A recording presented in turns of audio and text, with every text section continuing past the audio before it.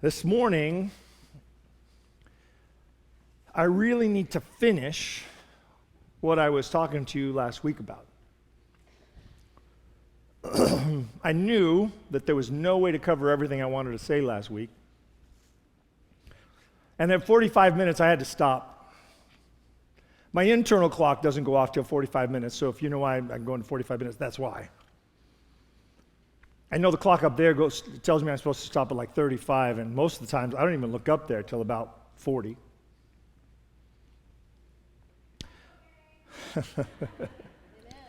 Thank you for your grace. What I do want to do this week is remind you that last week we were talking about 3 biblical stories. We're only going to pick the last 2 this week. We talked about the woman at the well,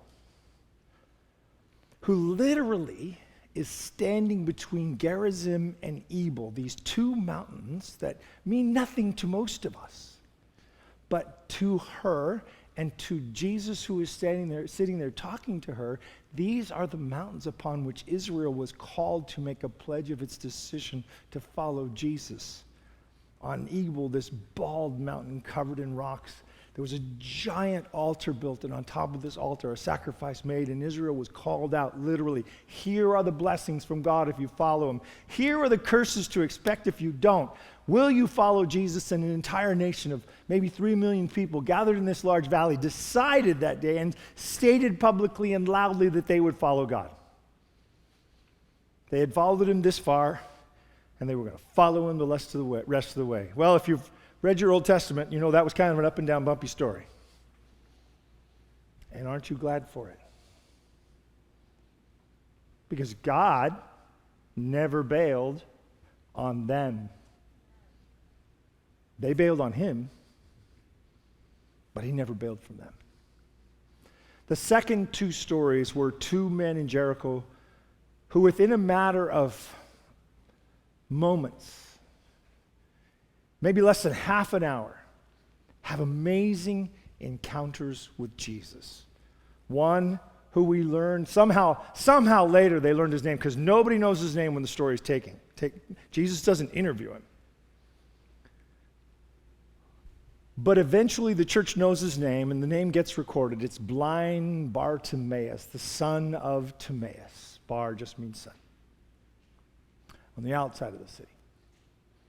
And inside the same city, a little while later, a different man, described as wealthy, powerful, and short. A guy named Zacchaeus. Those are the 2 stories. I hope you remember a little bit about those stories, even if you weren't here last week. And if you need some refreshing, please go back and check out last week. It'll take you 45 minutes, but you can put me on 1.5 time, and it will take you about half an hour. I want to talk to you about intersections. Places where we are crossing with options. Your life intersects with other people's lives. All the time. I've been in a few airports lately, and you're walking through the airport, and you are literally intersecting with hundreds of people in an airport, and most of the time we have our blinders on or our head down, right? A lot of us put headphones on just to make it extra sure that nobody will bother us.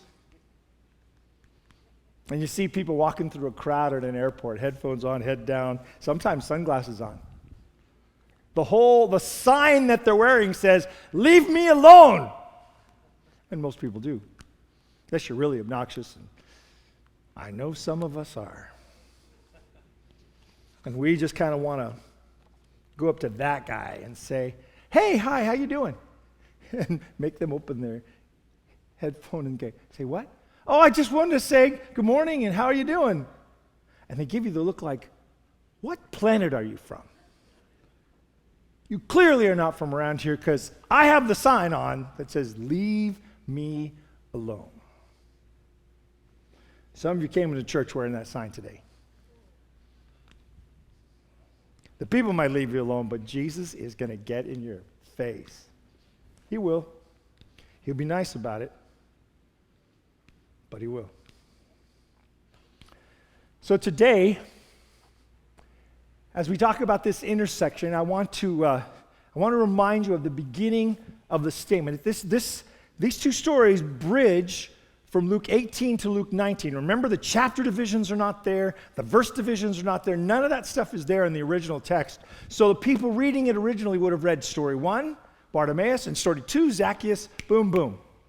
And the guy who decided to put the chapter ending right there blew this one entirely, because these two stories are designed to sit side by side in space, in time, and in description of who Jesus is. Remember Jericho. This all happens in Jericho. Jericho is an intersection for the world.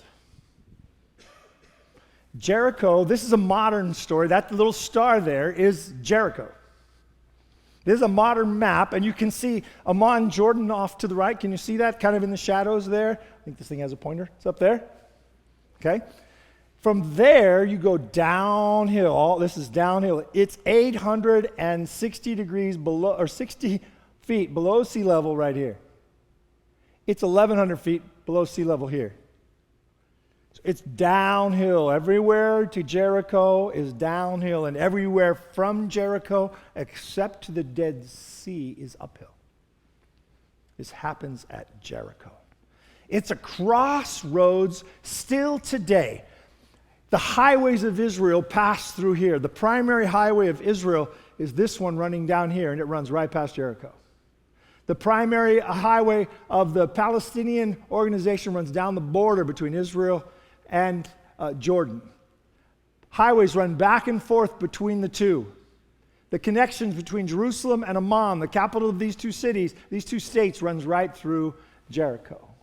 It is still a crossroads now, after being a crossroads for thousands and thousands of years. The oldest archaeologically confirmed city in the world is this one. Occupied from thousands of years BC to the present. That's Jericho. So important because it sits in the Rift Valley, where the easy travel would be without having to climb mountains and go up and down hills. You could go right up this valley from the very tip of the Red Sea all the way to Galilee. You walk up that valley. Relatively flat the whole way. A little downhill to the Dead Sea, a little uphill from here. If you wanted to go in either direction, east or west, you had to start climbing hills. This is called the King's Highway. It's plowed low and flat and straight right through the valley. There are two highways through the Fertile Crescent. There's this one, and there's the one that's over here by the sea. The way of the sea and the way of the kings. Jericho sits right there at the head of the Dead Sea. This little place, when you take away all the other stuff, you can see what it was like to go from a water source that is useless and to see Jericho after traveling for hundreds of miles in the desert from the south, to break out past the Dead Sea and see Jericho would be a sign of salvation. You've made it to a water source. You've made it to the Jordan. And you don't even want to drink the Jordan at this point.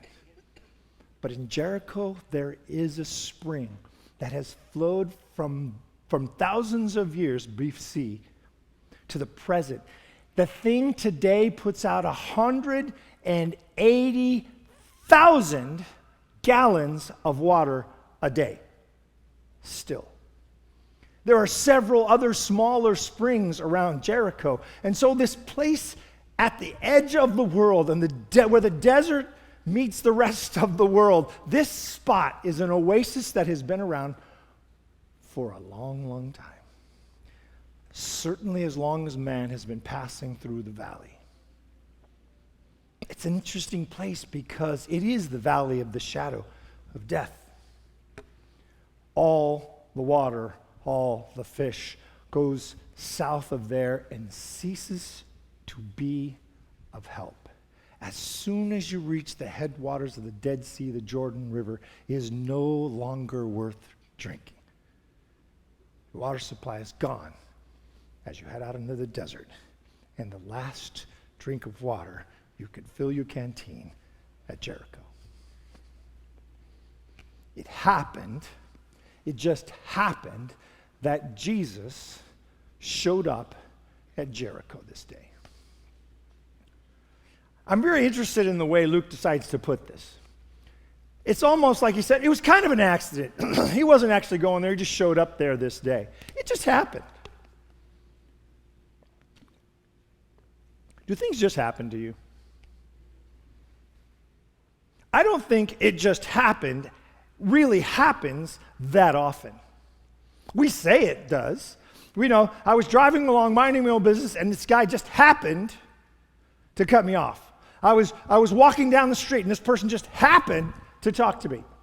I was going here and this happened, I was doing that and this happened, and we use it as kind of a way to describe something that happened while we were moving on to somewhere else. Jesus just happened this day to show up at Jericho. I don't think Jesus' life was quite that haphazard. It happened, then it happened. As he was coming near Jericho, that a certain blind man that sat by the road begging, hearing a multitude passing by, he asked what it meant. So he told him that Jesus of Nazareth was passing by, and he cried out, saying, Son of David, have mercy on me. Do you hear what he said? There's a man sitting by the gate. He's blind. It just happened to be blind. We don't know what happened. We don't know if he was born this way. We don't know if there was some accident that took place. We don't know why he's blind, but the facts of the matter is he's blind and he's begging outside the city gate because that's the only option he has. And he hears feet. Hears people. He hears voices. He hears a crowd moving by and he asks somebody, hey, what's going on? And the guy said, well, Jesus from Nazareth is passing by. And it appears that he doesn't pause. He goes straight from receiving the news to shouting for help. Son of David, have mercy on me. Son of David, have mercy on me is an 800-year-old prophetic name for Jesus. For 800 years, this has been the name for the Messiah. Son of David, have mercy on me. Shh, be quiet. We're having church. Stop it. It's funny, isn't it? This man is calling out for the help of God. And the people who are gathered around him are saying, stop doing that. It's disturbing the peace. Funny world we live in. The man refuses. He just keeps calling out, and Jesus stops. I always picture Jesus stops as like when Jell-O hits a plate.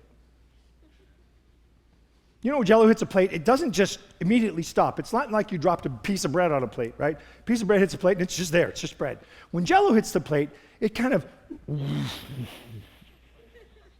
And that's how I kind of picture the stops for Jesus. I've been searching for years to give you an image of how this looks in my head, but that's how I think it works. There's this crowd around Jesus, and now they're all stopping. So when Jesus stops, the people in the front kind of ooze forward, and the people in the back kind of bump into them, and then they all kind of pull back toward Jesus. And so picture Jell-O slapped on a plate.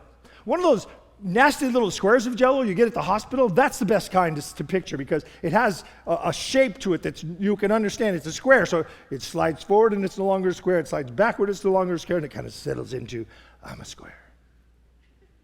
That's what I think happened. Aren't you glad you now have a picture of it you can refer to? That's what I think happened.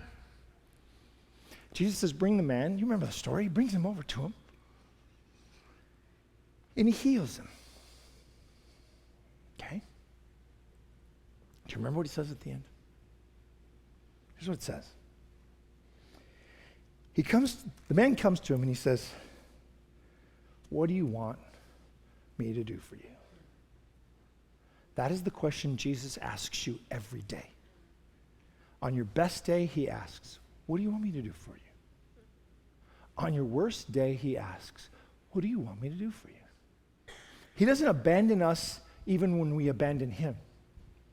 He simply comes to us and speaks to us, what would you like me to do for you? Sometimes he says no when you ask. Lord, won't you buy me a Mercedes-Benz? No. But thanks for asking. Do you have any other options? Well, the man says, well, it's obvious I'd like to have my sight back. And Jesus says, okay, your faith has made you well. What faith?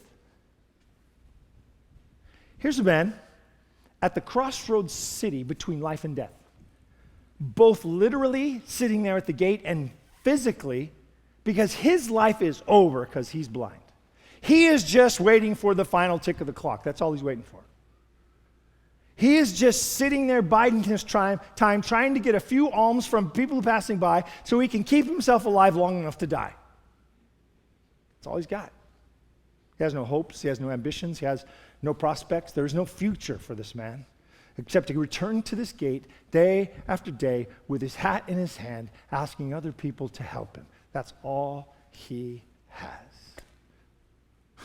Until Jesus walks by and asks the outrageous question, what would you like me to do for you? So stop for a second. If Jesus were standing next to you right now and he said, okay, what would you like for me to do for you? You don't have to say it out loud, but I'd like you to put it in your head. I'd like you to process the words. What would you like Jesus to do for you? Right now, I'm kind of angry. I'd like you to leave me alone. Okay. Right now, I'm desperate financially, and I could use some help. Right now, my marriage is on the rocks, and I need to find a way to speak to my spouse. Right now, my kids are off the rails, and I need you to pull them back. Right now, somebody I love is in trouble. They need to find the right physician with the right words to give them the right help that they need today. Everybody comes to church carrying stuff. Everybody does. No one comes through the door without a burden. Some are heavier in the moment than they were. Some are lighter than they were, but everyone has one. What would you like him to do for you? Somebody says right now, I'd like him to stop talking to me because he's making me nervous. I love this guy. He just happens to be in Jesus' path that day. It's just such an amazing place. Because you know where Jesus is right now. You understand that this healing of Bartimaeus is just the beginning of a bunch of things that are about to happen. You know where you are in time? Flip over, if you're looking at your Bible, flip a few pages ahead. You're going to find yourself at the triumphal entry. And then you're going to find yourself at the judgment of Jesus. And then you're going to find yourself at the crucifixion. And then you're going to find yourself at the resurrection. You're in Jericho right now, but just up the hill in Jerusalem is a whole lot of stuff waiting for Jesus. And Jesus just happens at this point to be standing on the street outside the gate in Jerusalem, turning his direction to a man, saying, what would you like me to do for you? In the last days of Jesus' life, he stops for a man everyone else passes by in pity. He stops for a man that a lot of society would just deride and dismiss. Jesus has less than 2 weeks left in his life, and he knows it. And he's not in a hurry to get through Jericho. He's not in so much of a hurry that he can't stop and ask a man who desperately needs some help. What would you like me to do for you? And then he claims no responsibility for the healing. He doesn't say, I'll grant you healing. He says, okay, receive your sight. Your faith has made you well. He not only heals him, he encourages him, and he gives him a new story.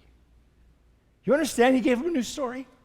He was a blind, useless man sitting by a gate looking for somebody to give him a little help, a little bit of this, a little bit of that. Just get me by another day until I die. And now a man walks into his life whom he recognizes by faith is the fulfillment of the prophetic utterances of the prophets that have been lingering in the air for 800 years. And he cries out, Jesus, Son of David. That is a Messiah. He's claiming him to be the Messiah.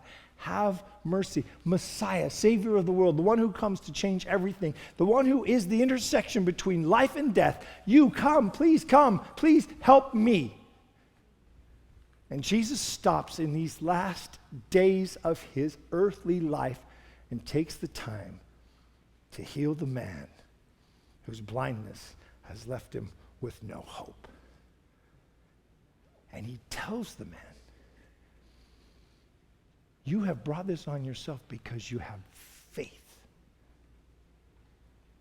Because you believed. You believed enough to shout. You believed enough to keep shouting when everybody wanted you to be quiet. So yeah, you can have your sight because you believe. Jesus picks this guy. But why this guy? Surely there are other people begging outside the city of Jericho. I mean, a lot of commerce and a lot of traffic. This is a good place. I mean, this is a place where there's probably some staking out of spots, where there's a prime spot and a semi-prime spot and a not as prime spot, and people are squeezing in for a spot that's closest to the road so that when people go by, they can be there and they can look as pitiful as they can because this is the only hope they have. And it could have helped any one of them. But this guy had faith that Jesus was who he said he was. And that made all the difference in the world. How's your faith today? How's your faith today? How's your faith today? Has life beaten it out of you? Have you heard enough atheists on television to destroy it? Have you heard all the claims that science does not agree with the Bible and said, okay, then I must throw out the Bible?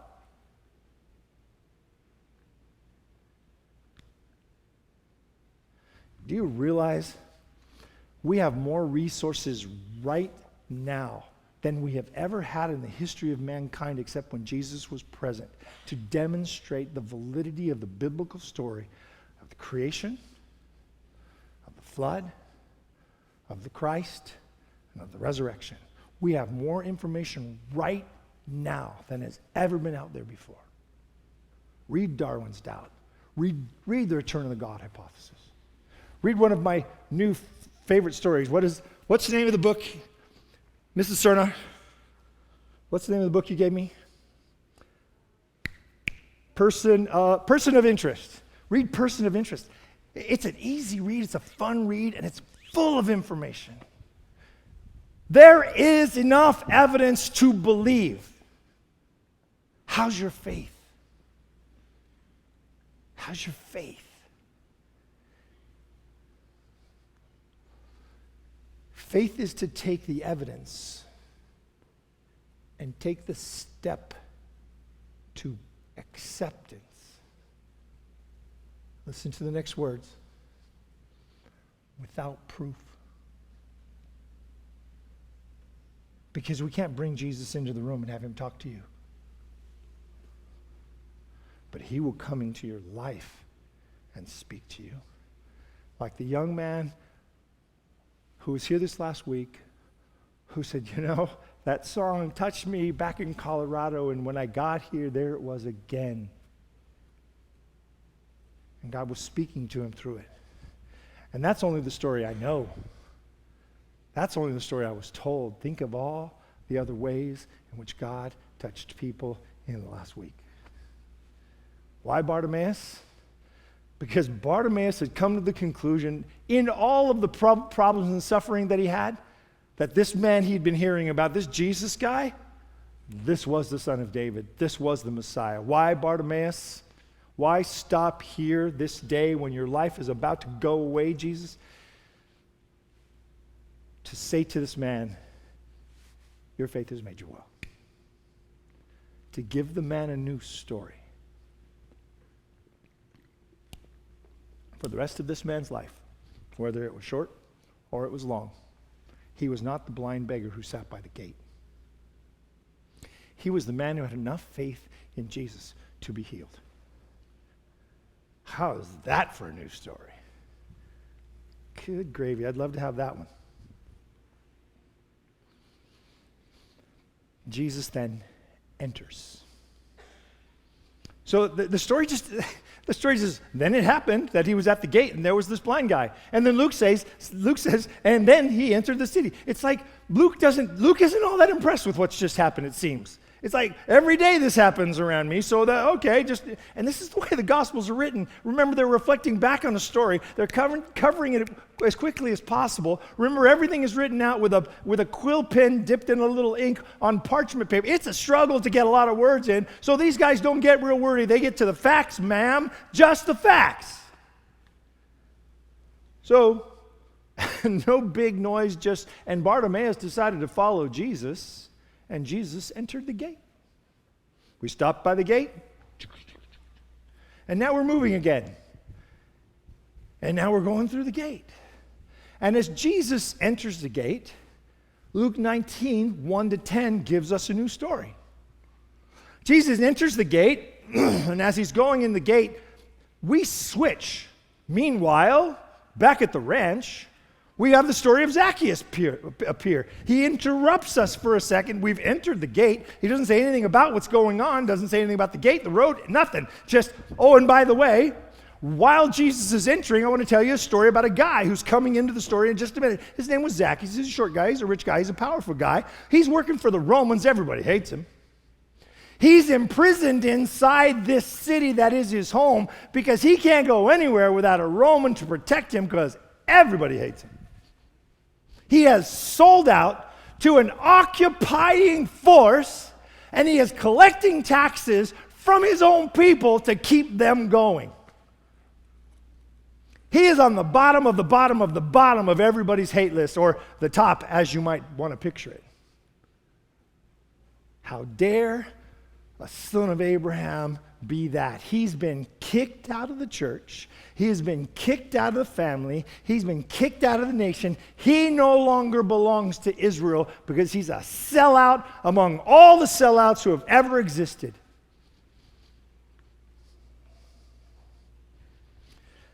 But he's curious. He's curious about Jesus. He takes his little 5'0" self, and he tries to get a glimpse. He's heard stories. This guy's been through Jericho before. He's heard of him, and he's just curious. Did you show up curious today? Did you get yourself brought here by someone else, and you're a little curious about Jesus, but you're really not all that into the Jesus thing? You're kind of, it's an interesting story, but it's just a story. It's probably, he's likely a historical being. I mean, there's enough commentary about him in secondary sources, from Roman sources to Greek sources. There's enough people who bring him up that he clearly seems to have existed. We changed our clock for the whole deal. We went from 1 BC to 1 AD, and the fact that there's a BC and an AD is only because he was here, so he must be here, but he's a curiosity, not a Messiah. Did you come with curiosity today? I have good news for you. Jesus loves curious people. Because if you're still curious, you haven't decided against him, and he's in. He said, I'm going to come after you. I will come seeking to bless you because you're still open enough to be curious. He can't get in through the crowds. He's tried this before. He knows he's too short, and his Roman guard doesn't appear to be with him today.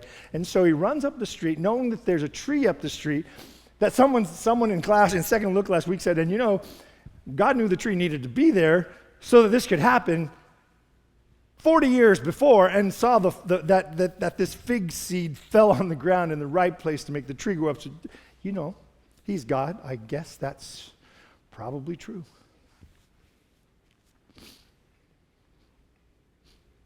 But the little guy runs over, scrambles up the tree.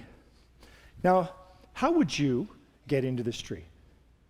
If it were you, and you were respected, or at least feared, wealthy, guy who has a lot of authority and power in this community, if you were climbing up a tree, would you feel a little embarrassed? I would picture myself being a little embarrassed. So I don't think I'd just climb up, sit on a limb with my feet dangling. I wouldn't want anybody to know I'd climbed up the tree just to see this curiosity go by. I would climb up into the tree. I'd find myself a nice leafy section of the tree, and I would try to blend in. Look like a tree.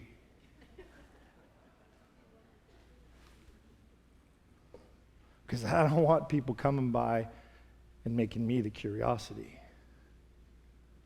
Here they come. He can see them in the distance, working their way through the streets. There's a bunch of them. And it's kind of this trail of people, a parade coming his way. And you can kind of tell in every parade who's the star.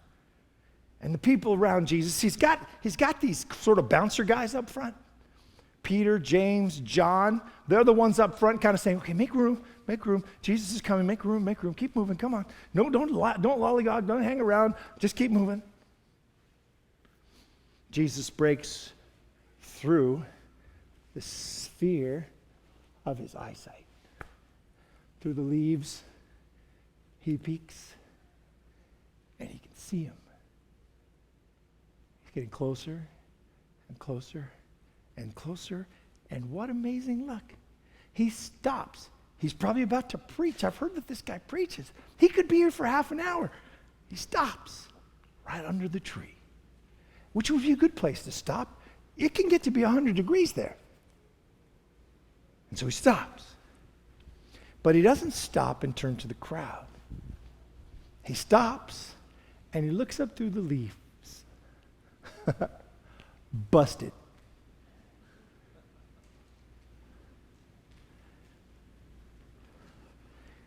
And the curiosity of a man meets the curiosity that he's come to see. And their eyes meet.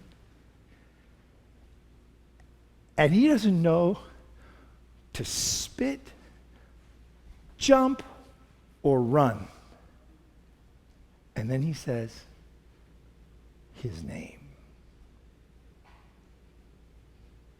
Do you realize that Jesus knows your name? Do you remember that when you're kind of angry and you want to say things to someone that you wouldn't want Jesus to hear you say?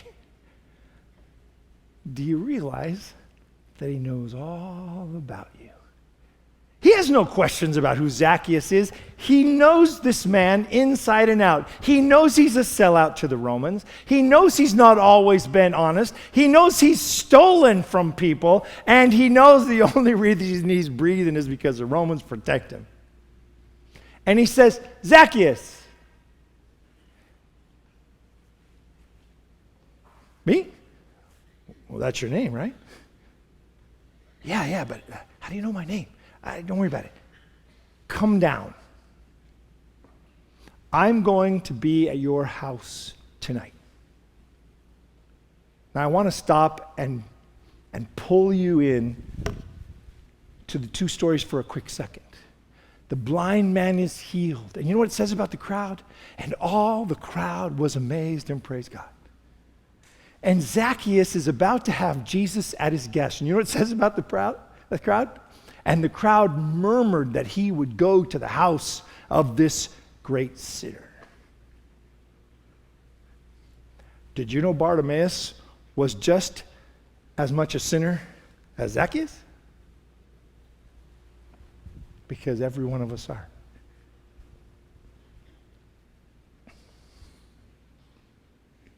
Do you remember the story in John where someone is sent from Lazarus' house down to tell Jesus in Jericho that Lazarus is sick, and Jesus stays 2 more days? Do you know where he's staying? This guy's house. Jesus stays in the house of this willful sinner rather than go hustle up and rescue his friend. How do you feel about Jesus? Are you okay with Jesus' decisions? Does he make some decisions that tick you off sometimes? Does he make decisions that just confuse you sometimes? Lazarus is up the hill. Lazarus is up the hill, dying. And Jesus is going to a dinner party at this midget tax collector's house.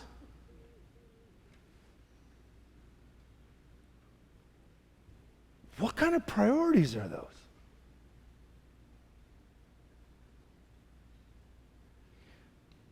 At Zacchaeus' house, someone is on the brink of losing their eternal life. At Lazarus' house, someone is suffering, but their eternity is secure.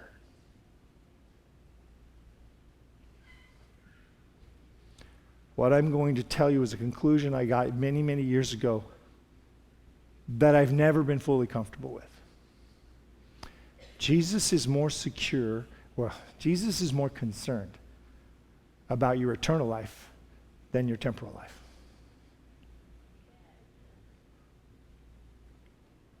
And if we understood it, we would have more weight on one than the other. Zacchaeus, you need to come down this tree. Come down. I'm going to your house. An hour later, 2 hours later, a day later, knock, knock, knock, knock, knock, knock, knock, knock, knock, knock, knock, knock, knock, knock, knock, knock, knock, down. Doors open. I need to talk to Jesus. I understand Jesus is here. Okay, what do you want to say? Jesus, what do you want? What do you want? Your friend Lazarus is sick. You need to come. And Jesus says, okay. And the guy heads back. And Jesus stays 2 more days with Zacchaeus.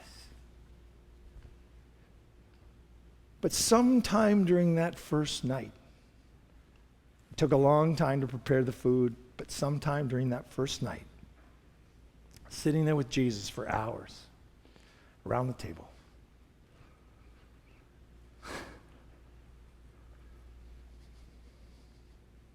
Zacchaeus stands up, turns to the group, and he says, I have an announcement.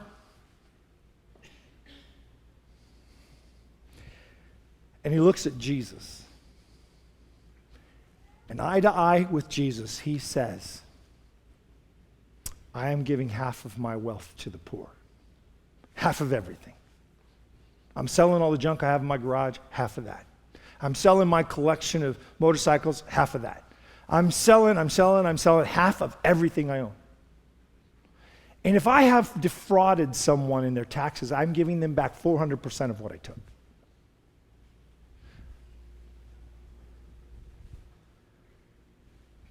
Because Jesus is no longer a curiosity to me.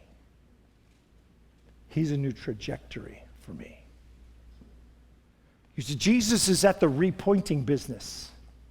Jesus is in the repointing business. I've been trying to, I wanted to talk to you about vectors, but I'm just afraid that if I get stuck talking to you about vectors, two things are going to happen. One, I'm going to be in over my head and say something wrong. And two, I'm just going to confuse you with vectors. So I'm just going to go with the pointing business. Jesus is in the pointing business, pointing us in the right direction. You take that bow, you put an arrow in it, you pull it back, and you aim. And you aim to hit something. What Jesus does is he says, you're aiming over there, aim over there. What you focus on will be your future. Think it through. Next time you're thumbing through stuff, stretch a picture, close a picture, thumb through, thumb, stretch a picture, close a picture, thumb, listen to something, thumb, thumb, thumb. What you focus on is your future. If all of your energy is focused on how good everybody else is doing on their Instagram feed, you will become dissatisfied with how good you're doing. What you focus on becomes your future. Be really careful what you give your attention to. If you're focused on your anger, you have an angry future ahead of you.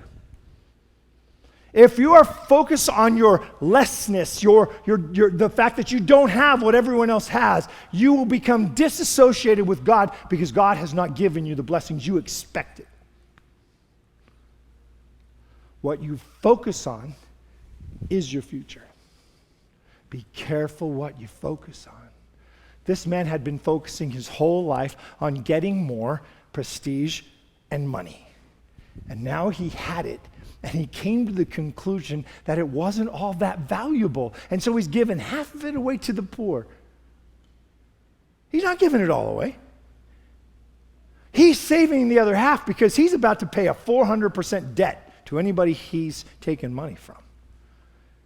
I don't know whether he's going to be in the poorhouse after that, but he's probably selling his house after that. Jesus stays, and a couple of days later, he'll take care of the Lazarus problem. When Jesus goes up the hill, Thomas will say, Lord, they've been trying to kill you. He says, yeah, we're going anyway. And Thomas turns to the other disciples and says, all right, I'd rather die with him than stay here without him. Are you there? How's your faith and your joy today? How's your faith and your joy today? A triumphal entry waits Jesus, and he spends 2 more days with Zacchaeus. Have you ever realized this is the guy he spends the time in Jericho with? How cool is that? You know, in Bartimaeus' case, because he already had a fairly well-developed faith, it took Jesus minutes to read, negotiate, and give him a new direction. For a man who yesterday Jesus was a curiosity for, it took a couple days to get him repointed and refocused. And Jesus stayed because the eternity of Zacchaeus was hanging in the balance. And the cross would be meaningless if someone missed it because he didn't spend enough time with him. What Jesus was about to do in Jerusalem, the trial, the crucifixion, the tomb, could have been everything to this man, or could have been nothing but another curiosity for him. So Jesus invests 24 hours, 48 hours of the last hours he has on the planet in Zacchaeus. He elevates Zacchaeus. And he gives him a new story.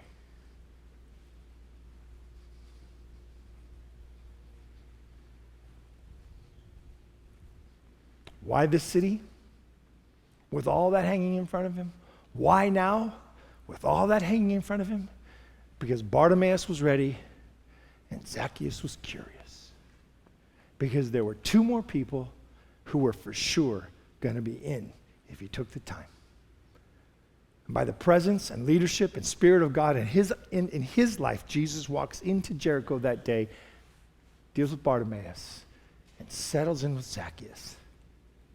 You know the story. He's going to get to Lazarus' house, and Lazarus has been dead for 4 days. Don't open the tomb. He'll stink. Roll away the stone. Lazarus, out.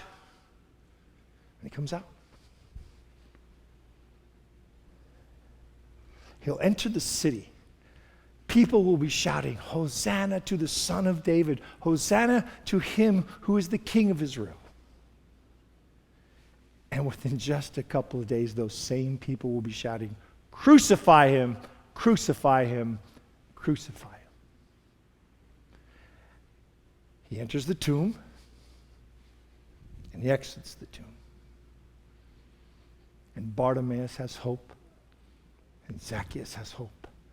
And the resurrection becomes real because he demonstrated that it could be and was, in fact, true.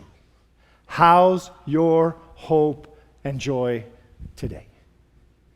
How are you doing with the burden you're carrying? Have you given any of it over to Jesus? How is your experience? How is your story? Where is your focus? Where are you aiming that arrow?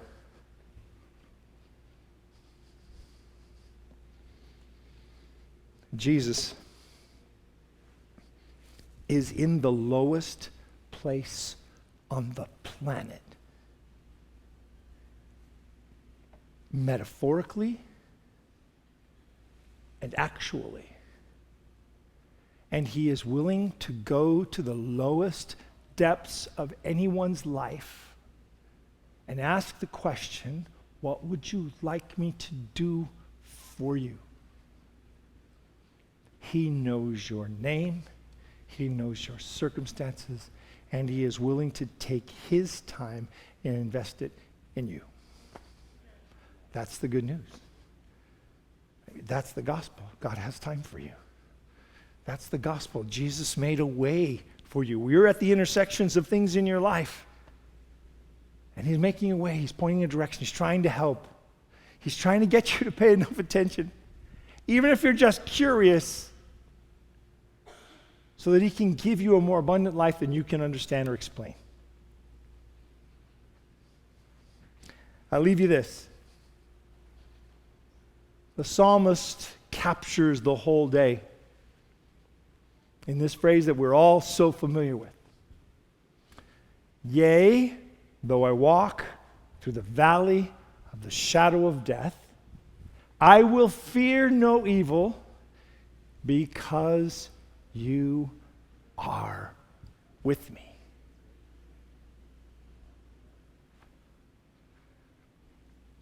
Lowest place on the planet. With two people who are at pretty much the lowest places of their lives. In Jerusalem is glory. In Jericho is suffering. And he steps into suffering to relieve it before he goes on to glory. Yes, he will face the crucifixion. But these guys are why. Yes, he will die on the cross. He will enter the tomb. He will suffer the indignity. He will suffer through the difficulties, the pain, the sorrow, the sadness. He will ask God to take it away if it's possible. These two guys are why. He goes to the cross for people who don't deserve his attention.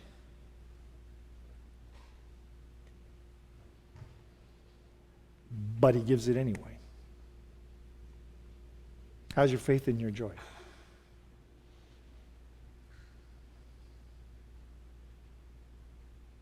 If you're at the intersection in your life, he's willing to walk you through it. Yea, though I walk through the valley of the shadow of death, I will fear no evil. Not because I'm all that tough, but because you are. Let's pray.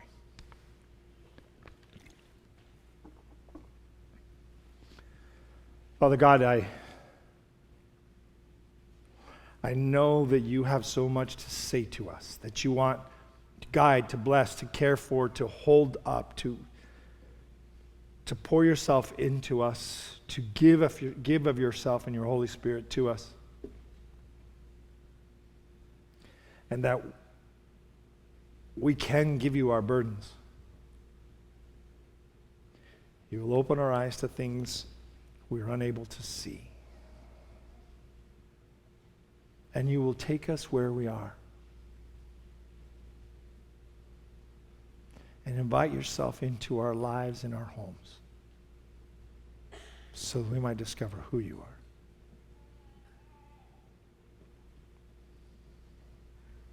I pray for you to pour yourself into each person today. I ask you to go home with all of us. In Jesus' name, amen.